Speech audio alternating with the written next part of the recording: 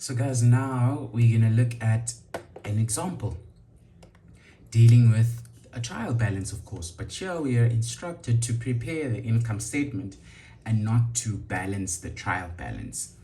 We have a pre-adjustment trial balance, which that means we are gonna have adjustments that we're gonna have to do to these accounts. Now, what I went ahead and did is I already created an income statement draft. Now, this is not a comprehensive or rather a fully drafted or a perfect income statement example. It's just a draft for your knowledge. And sometimes in the exam, they're gonna give you they're gonna give you your statement draft or your how it looks like, how it's supposed to look like, and you won't have to draw this from fresh or get-go. And sometimes they won't give you each and every line item that you're supposed to have. They might give you sales and they won't give you cost of sales, and you will have to know that what's next is cost of sales. Or in order to get your gross profit, you'll have to subtract your cost of sales.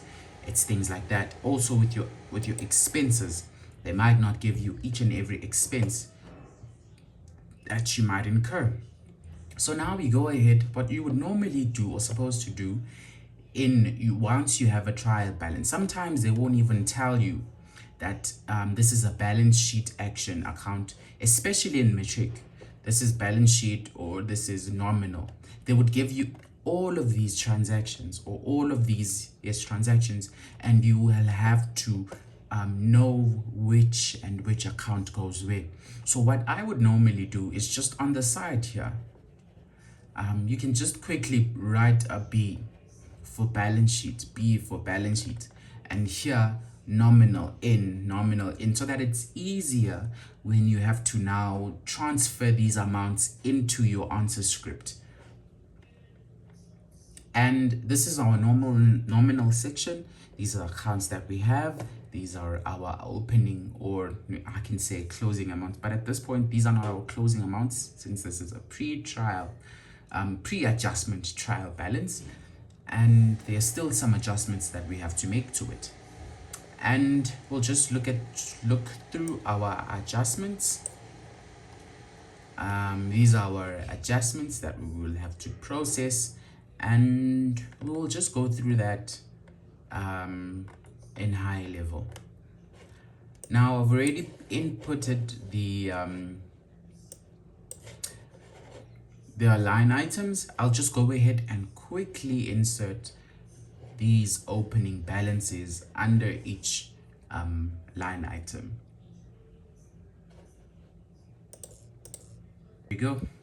I have included each and every amount, but now for the sake of accuracy, it is important that you go through these amounts again for the second time after you've included them into your template. I've included them basically on calculations, but mostly what you do is you just open a bracket on each side and you just include all of these amounts when you are doing your paper.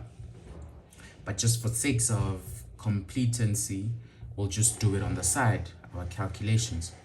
So now that we have our opening amounts, we'll just go through each and every adjustment that we'll have to make. But first, it is important that we look at the debtors allowance. So I didn't include debtors allowances because it's not necessarily an expense or a transaction. But what is a debtors allowances? I think you should know from a debtors allowances journal or debtors allowances ledger. So what happens in a debtors allowance is when a debtor comes back to me and brings back items that I have sold to them because of them being faulty. So what that then brings rise to is that I now have to adjust my books based on that. Because I have already sold that thing, it is included into my sales amount. So subsequently, I will now have to subtract this 145 200 from my sales, and that will give me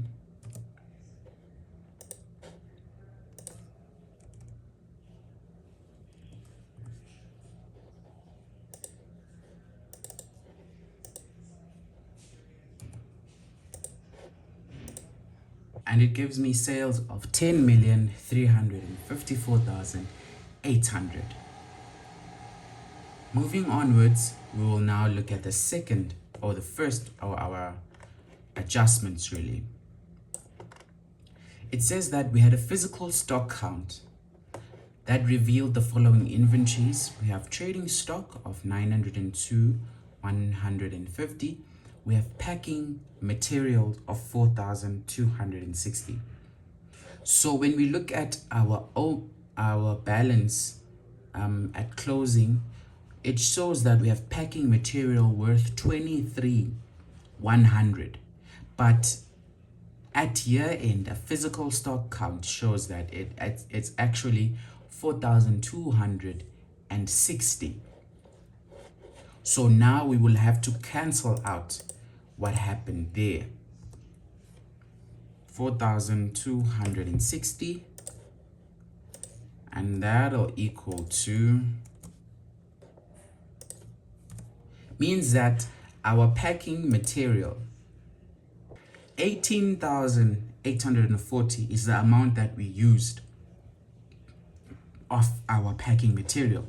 This is still left over, so we cannot expense it as yet since we still hold it in our business.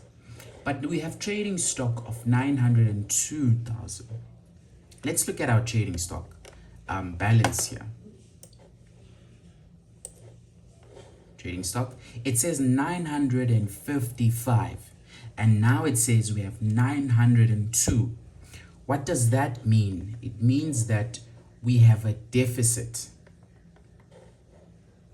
in trading stock. So I'll just add